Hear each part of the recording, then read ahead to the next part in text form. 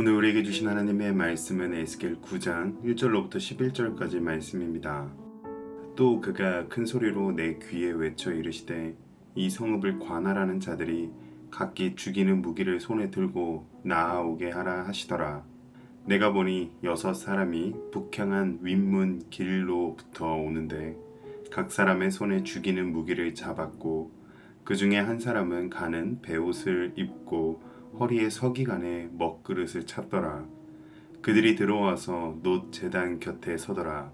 그룹에 머물러 있던 이스라엘 하나님의 영광이 성전 문지방에 이르더니 여호와께서 그 가는 베옷을 입고 서기관에 먹그릇을 찬 사람을 불러 여호와께서 이르시되 너는 예루살렘 성읍 중에 순행하여 그 가운데에서 행하는 모든 가증한 일로 말미암아 탄식하며 우는 자의 이마에 표를 그리라 하시고 그들에 대하여 내 귀에 이르시되 너희는 그를 따라 성읍 중에 다니며 불쌍히 여기지 말며 긍휼을 베풀지 말고 쳐서 늙은 자와 젊은 자와 처녀와 어린이와 여자를 다 죽이되 이마에 표 있는 자에게는 가까이 하지 말라.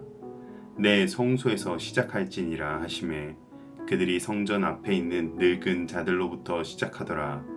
그가 또 그들에게 이르시되 너희는 성전을 더럽혀 시체로 모든 뜰에 채우라. 너희는 나가라 하시매 그들이 나가서 성읍 중에서 치더라. 그들이 칠 때에 내가 홀로 있었는지라 엎드려 부르짖어 이르되 아하 주 여호와여 예루살렘을 향하여 분노를 쏟으시오니 이스라엘의 남은 자를 모두 멸하려 하시나이까. 그가 내게 이르시되 이스라엘과 유다 족속의 죄악이 심히 중하여 그 땅에 피가 가득하며 그 성읍에 불법이 찼나니 이는 그들이 이르기를 여호와께서 이 땅을 버리셨으며 여호와께서 보지 아니하신다 함이라. 그러므로 내가 그들을 불쌍히 여기지 아니하며 긍휼을 베풀지 아니하고 그들의 행위대로 그들의 머리에 갚으리라 하시더라. 보라 가는 베옷을 입고 허리에 먹그릇을 찬 사람이 복명하여 이르되 주께서 내게 명령하신 대로 내가 준행하였나이다 하더라. 아멘. 하나님께서 죄인을 구원하시고 죄를 사하여 주신다고 해서 결코 죄를 가볍게 여기시는 분이 아니십니다. 그렇기에 거룩한 성전이 있는 예루살렘조차도 하나님의 심판을 피할 수가 없었습니다. 그럼에도 불구하고 이런 심판 가운데서도 하나님께서는 긍휼을 잊지 않으시고 은혜의 길을 열어주셨습니다. 그 은혜는 바로 탄식하며 우는 자들에게 주어지는 것이었는데요.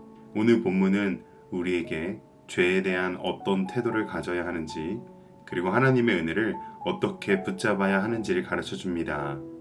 이 말씀을 통해 죄악이 가득한 세상과 나라와 공동체를 위하여 탄식하며 울 수 있는 우리 모두가 되시기를 주님의 이름으로 축복합니다.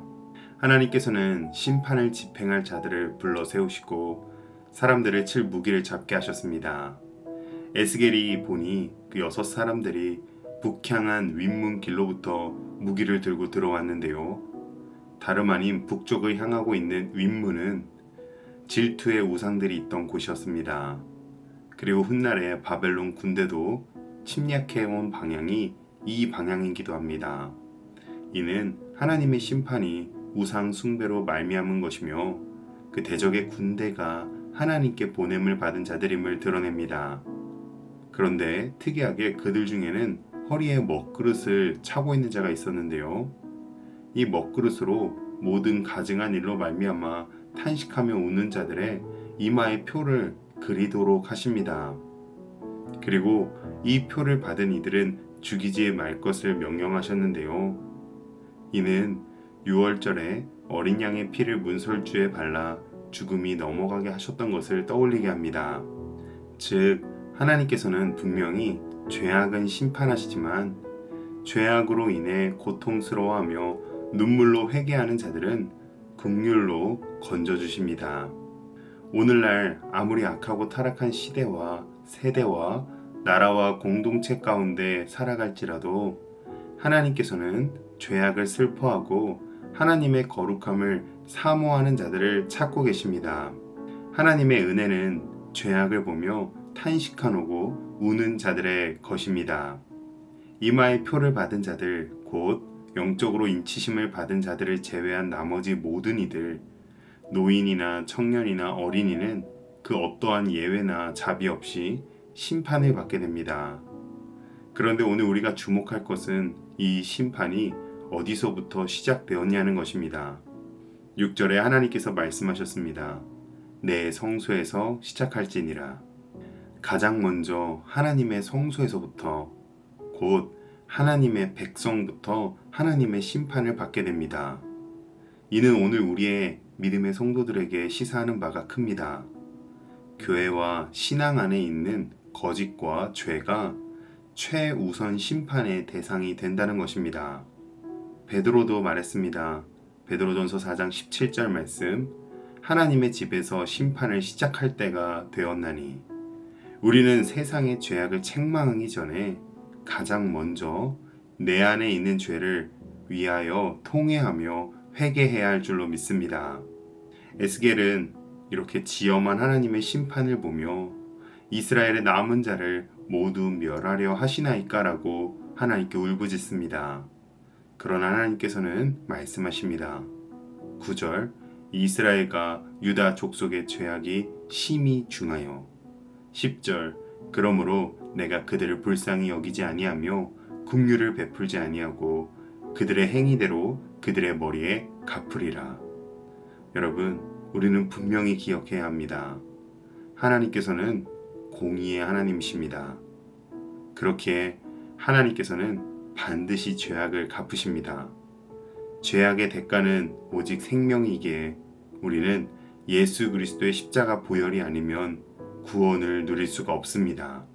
십자가는 죄를 심판하시면서도 회개하는 자에게 구원을 베풀어 주시는 하나님의 구원의 은총입니다. 그런즉 우리는 죄를 미워하며 오직 그리스도의 십자가 보혈에만 소망을 두어야 할 줄로 믿습니다. 오늘 우리는 무엇을 보고 탄식하며 울고 있습니까? 나의 삶과 가정과 교회와 사회 속 죄악을 보며 하나님의 마음으로 울고 있습니까? 아니면 세상의 만족과 내 정욕을 채우지 못하여 탄식하고만 있습니까? 그러므로 오늘 우리 모두는 죄를 슬퍼하며 십자가의 보혈을 붙잡아 심판 가운데서도 건짐받는 구원의 은혜를 누리시기를 주님의 이름으로 축복합니다. 기도하겠습니다. 거룩하신 하나님, 세상의 죄와 나의 죄를 바라보며 탄식하며 울 수 있는 마음을 주옵소서. 죄에 무감각해지지 않게 하시고 십자가의 보혈을 붙잡고 거룩함을 사모하는 삶을 살게 하옵소서. 우리의 가정과 교회가 먼저 회개하게 하시사 구원의 은혜를 받는 자들이 다 되게 하여 주시옵소서. 예수님의 이름으로 기도합니다. 아멘.